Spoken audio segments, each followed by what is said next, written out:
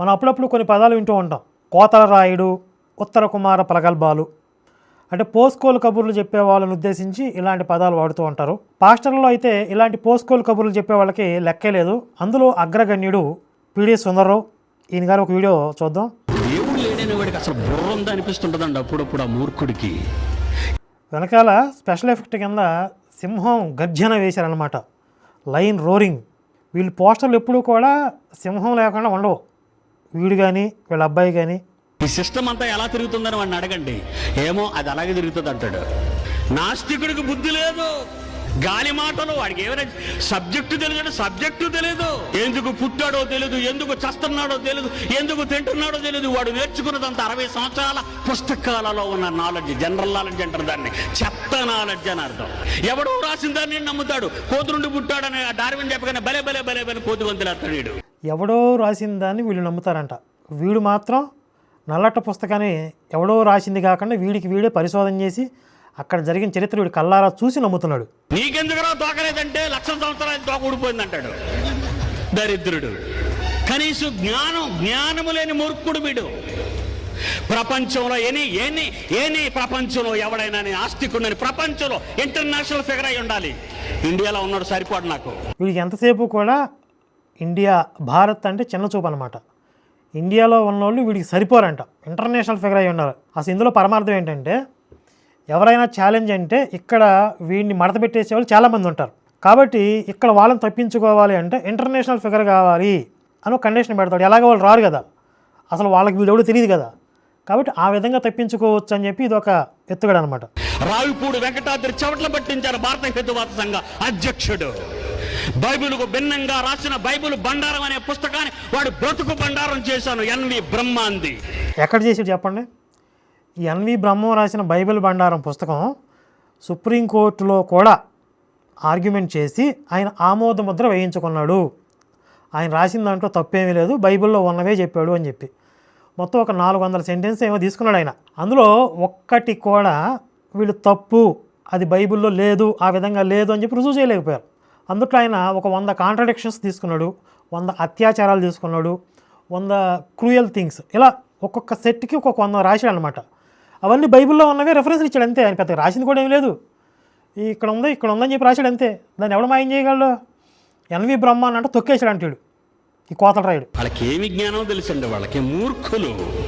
ఒక చీమ లాంటి వాడు నా ముందు. ఇంటర్నేషనల్ వైడ్ లో నాస్తికుడనే వాడు ఎవడైనా ఉంటే, ఈరోజు పబ్లిక్ గా చెప్తున్నాను, ఇంటర్నేషనల్ వైడ్ లో దేవుడు లేడనే నాస్తికుడు ఎవడైనా ఉంటే, ఎనీ ఇంటర్నేషనల్ ఫిగర్ పోటీకి సిద్ధం. దేవుడు ఉన్నాడని నిరూపిస్తాను. ఇక్కడ భారతదేశంలో కూడా నాస్తికులు చాలామంది ఉన్నారు కదా. దేవుడు ఉన్నాడని రుజువు చేస్తే ఎన్నో లక్షల మంది ఆత్మలు రక్షించబడతాయి కదా. మరి ఎందుకు ఆ పని చేయవు? నీకు చేత కాదు కాబట్టి. ఇంటర్నేషనల్ ఫిగర్ అంటే ఎవడు రాడు కాబట్టి, ఆ అవసరం పడదు కాబట్టి. విచిత్రంగా వీడు స్టీఫెన్ హాకింగ్ని సవాల్ చేశాను, నా దెబ్బకు పారిపోయాడు అంటాడు. అసలు స్టీఫెన్ హాకింగ్ అనే శాస్త్రవేత్తకి ఈ చండాలుడు ఒకడు భూమి మీద ఉన్నాడనే విషయం కూడా ఆయన స్పృహలో ఉండదు, ఆయనకి తెలియదు అసలు. ఆయన అంటే వీడిని చూసి పారిపోయాడంట. ఇక్కడ నేను పిడి సుందరరావుకి ఎగనెస్ట్ అంటే నాస్తికవాదాన్ని సమర్థిస్తూ మాట్లాడుతున్నాను అని అర్థం కాదు. మనం నాస్తికత్వాన్ని కూడా ఖండించవచ్చు, లేదా నాస్తికత్వం పేరుతో ఏదైతే పైత్యం ఉందో, పైత్యకారులు ఉన్నారో వాళ్ళని మనం ఖండించవచ్చు. కానీ ఇంత ప్రగల్భాలు పలకూడదు కదా. అసలు ఈయన ఉద్దేశం ఏంటి అంటే, దేవుడు లేడు అనే ఒక సిద్ధాంతం అనేది పనికిమాలిన సిద్ధాంతం. ఎందుకు? కళ్ళ ముందు ఇంత సృష్టి కనపడుతుంది కదా, ఇన్ని అద్భుతాలు ఉన్నాయి కదా, ఇదంతా ఎవడు చేస్తాడు దేవుడు అనేవాడు లేకపోతే అని ఒక లాజిక్ ఈయనకి. సరే, దీన్ని తీసుకుందాం. దేవుడు ఉన్నాడు, మీ నల్లట పుస్తకంలో చెప్పిన దేవుడు అయిపోడు కదా. దేవుడు ఉన్నాడు అంటే దాని అర్థం నల్లట పుస్తకంలో చెప్పిన దేవుడని కాదు కదా. దీనికి నా లాజిక్ ఏంటి చెప్పనా? ఒక్కసారి మనం ఈ విశ్వం యొక్క స్వరూపం ఏంటి, ఖగోళ శాస్త్రం ఏంటి అనేది కాస్త పరిశీలన చేస్తే, కొంచెం బుర్రబెట్టి ఆలోచిస్తే నల్లట పుస్తకం మొత్త తుప్పాసి పుస్తకం అని అర్థమైపోద్ది. ఒక 2 వీడియోలు ప్లే చేస్తా చూడండి. Earth takes 365.25 days to orbit the sun. The sun takes 225 million years to orbit the Milky Way. It has already completed 20 orbits and has 22 to go before it runs out of fuel. అర్థమైంది కదా. భూమి సూర్యుడి చుట్టూ తిరగటానికి 365.25 అంటే ఒక రోజులో 4 వంతు అంటే 365 రోజులం పావు ఒక రౌండ్ తిరగడానికి, సూర్యుడి చుట్టూ తిరగడానికి. అదే సూర్యుడు మన పాలపుంత చుట్టూ తిరిగి రావడానికి, సూర్యుడు కూడా తిరుగుతున్నాడు, మన పాలపుంత చుట్టూ తిరుగుతున్నాడు. పాలపుంత అంటే ఏంటి? మిల్కీవే గెలాక్సీ అంటారు. ఈ నక్షత్రాలు, గ్రహాలు, ఉపగ్రహాలు, శకలాలు ఇవన్నీ కలిసి లక్షలాది కోట్లాదిగా ఉండేటటువంటి సమూహాన్ని ఒక గెలాక్సీ అంటారు. మన సౌర కుటుంబం అంటాం కదా, ఈ సౌర కుటుంబం లాంటి వ్యవస్థలు కోటాను కోట్లు ఉన్నాయి. ఇవన్నీ కలిపి ఒక గెలాక్సీ. ఇలాంటి గెలాక్సీలు కోటాను కోట్లు ఉన్నాయి విశ్వంలో. పైగా ఇదంతా కలిసి 5% మాత్రమే. అబ్జర్వబుల్ యూనివర్స్ అంటారు. పరిశీలించదగిన యూనివర్స్ 5% మాత్రమే. ఈ 5%లో కోటాను కోట్ల గెలాక్సీలు ఉన్నాయి. ఒక్కొక్క గెలాక్సీలో కోటాను కోట్ల నక్షత్రాలు, గ్రహాలు, ఉపగ్రహాలు ఉన్నాయి. మన సూర్యుడు ఉన్నటువంటి గెలాక్సీని మిల్కీవే గెలాక్సీ, పాలపుంత అని పిలుస్తారు. ఈ సూర్యుడు మన గెలాక్సీ చుట్టూ తిరిగి రావడానికి 225 మిలియన్ ఇయర్స్ పడుతుంది మనకున్న కాలంలో, మన కాలం లెక్కల్లో. అంటే సుమారుగా 2,25,00,000 సంవత్సరాలు ఒక రౌండ్ తిరగడానికి. ఇప్పటికి 20 రౌండ్లు తిరిగాడంట. అంటే సుమారుగా 400 కోట్ల సంవత్సరాల క్రితం సూర్యుడు ఉన్నాడు. ఇంకొక 400 కోట్ల సంవత్సరాలు తిరిగేంత శక్తి సూర్యుడికి ఉంది. ఇప్పుడు ఆలోచించండి, నల్లట్ట పుస్తకం ప్రకారం 6,000 సంవత్సరాల క్రితం సృష్టి జరిగితే, అందులోనూ ఒక్క భూమి మీద మాత్రమే జీవుడు ఉంటే, మరి ఇన్ని కోట్ల కోట్ల కోట్ల కోట్ల కోట్ల నక్షత్రాలు ఎందుకు, గ్రహాలు ఎందుకు, ఉపగ్రహాలు ఎందుకు, ఇంత విస్తారమైనటువంటి, అసలు మన ఊహకి అందనటువంటి ఇంత విశాలమైన విశ్వం ఎందుకు? 400 కోట్ల సంవత్సరాల క్రితం సూర్యుడు ఎందుకు వచ్చాడు? 6,000 సంవత్సరాల క్రితం కదా భూమి మీద మనిషి వచ్చింది. 400 కోట్ల సంవత్సరాల నుంచి సూర్యుడు ఏం చేస్తున్నాడు? ఇప్పుడు యేసు రెండో రాకడ వచ్చేసింది, రేపో ఎల్లుండో అంటున్నారు కదా. ఇంకొక 400 కోట్ల సంవత్సరాలు తిరగగలిగేంత శక్తి సూర్యుడికి ఎందుకు ఉంది? ఇందులో ఎక్కడన్నా బైబిల్ దేవుడి యొక్క ఉద్దేశం, ఆ సర్వైవల్కి సంబంధించినటువంటి ఆయన ఉద్దేశం ఎక్కడన్నా కనపడుతుందా ఈ సృష్టికి సంబంధించి? నథింగ్ కదా. ఒక భూమి మీద మాత్రమే జీవం ఉంటే ఇంత కోటాను కోట్ల విశ్వం ఎందుకు? ఒక భూమి మీద మాత్రమే జీవాన్ని తయారు చేస్తే అసలు మనం లెక్క పెట్టలేనన్ని కోట్లు కోట్లు కోట్లు ఇన్ని గ్రహాలు ఎందుకు, నక్షత్రాలు ఎందుకు? అసలు ఈ విశ్వంలో మన భూమి యొక్క సైజు ఎంత అంటే, మొత్తం భూమి మీద ఉన్నటువంటి సముద్రంలో ఉన్న ఇసుక రాశి అంతటిని ఒక చోట పోస్తే అందులో ఒక చిన్న ఇసుక రేణువుని తీసుకుంటే ఎంత ఉంటుందో అంత పరిమాణంలో ఉంటుందని కూడా చెప్పలేం. భూమి మీద ఉన్నటువంటి ఇసుక రాశి మొత్తాన్ని ఒక చోట పోస్తే అందులో ఒక ఇసుక రేణువు అంత కూడా కాదు భూమి ఈ విశ్వంలో. మరి ఒక భూమి మీద జీవుని చేసినప్పుడు ఇంత పెద్ద విశ్వం ఎందుకు అంటున్నాను అంటే, నల్లట పుస్తకం ట్రాష్. మరి హిందుత్వం చెప్పిందా అంటే బ్రహ్మాండంగా చెప్పింది. అసలు ఈ విశ్వం యొక్క స్వరూపం గురించి హిందుత్వంలో శ్రీమద్ భాగవతంలో బ్రహ్మదేవుడు వర్ణిస్తాడు శ్రీకృష్ణుని స్తుతిస్తూ. ఆ సందర్భాన్ని వీడియో చేశాను.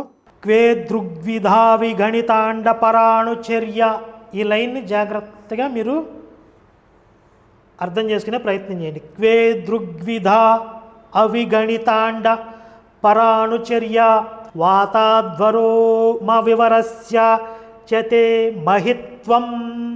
ఈ శ్లోకంలో పై 2 పాదాలు బ్రహ్మ తన గురించి తాను చెప్పుకున్నాడు, కింద 2 పాదాలు కృష్ణుడి గురించి చెప్పాడు. పై 2 పాదాలు తన గురించి ఏం చెప్పుకున్నాడు? తమస్సు, అహంకారము, అగ్ని, భూమి ఇలాంటి పదార్థాలతో నిర్మాణమైనటువంటి ఒక ఘటంలో 7 జానాల శరీరంతో నేనున్నాను. తర్వాత క్వే, నువ్వెక్కడున్నావు? దృగ్, నువ్వు ఎలా కనపడుతున్నావు? క్వే దృగ్విధావగణిత, అవగణిత లెక్కించలేనన్ని, అవగణిత అండ, అండ అంటే బ్రహ్మాండాలు.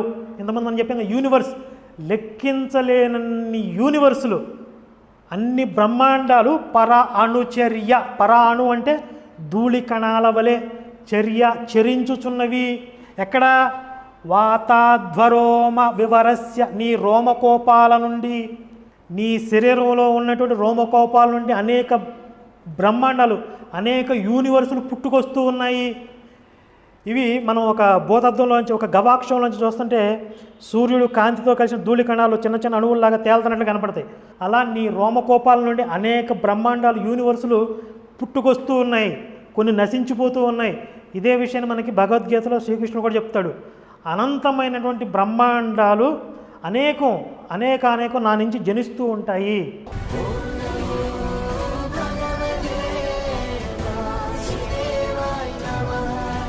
ఇప్పుడు ఇది ఈ భూమి మీద నిలబడి ఇన్ని బ్రహ్మాండాలు ఉన్నాయి, ఇన్ని యూనివర్సులు ఉన్నాయి, అసంఖ్యాకంగా ఉన్నాయి, చెప్పడం సాధ్యమైద్దా? మానవ మాతృడికి సాధ్యమైద్దా? ఇలాంటి కాన్సెప్ట్ ఎక్కడన్నా నల్లట్ట బుక్లో ఉంటే నేను నమ్మేసేవాడిని. అరే అమ్మ బ్రహ్మాండంగా చెప్పాడు అనుకునేవాడు నేను కూడా. చిన్న జ్యోతి పెద్ద జ్యోతి సొక్కలు చేసాడు, మేకులు కొట్టాడు, దిగొచ్చాడు, నరబలి అయ్యాడు. ఎట్లా నమ్మాలి నేను? ఎందుకు నమ్మాలి?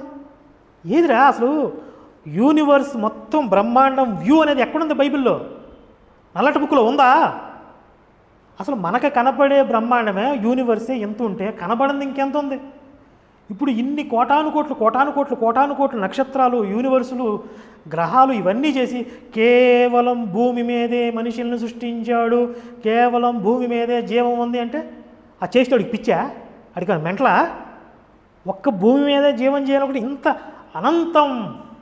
అనంతం అనే కాన్సెప్ట్ ఎక్కడుందో బైబిల్లో? అసలు ఈ విశ్వం అనంతం, కాలం అనంతం. 6000 సంవత్సరాల క్రితం మొదలైందా? మీ మొహంలో కాకిరెట్టయ్యా. కాబట్టి నల్లట పుస్తకం అసలు ఈ భూమిని దాటి మాట్లాడదు. మానవ నేత్రంతో చూడగలిగే వాటి గురించి తప్ప దానిని దాటి ఆ అవతల ఉన్నటువంటి విశ్వం గురించి అసలు నల్లట పుస్తకానికి తెలియదు. దాన్ని రాసిన తాగుబోతులకు అసలు తెలియదు.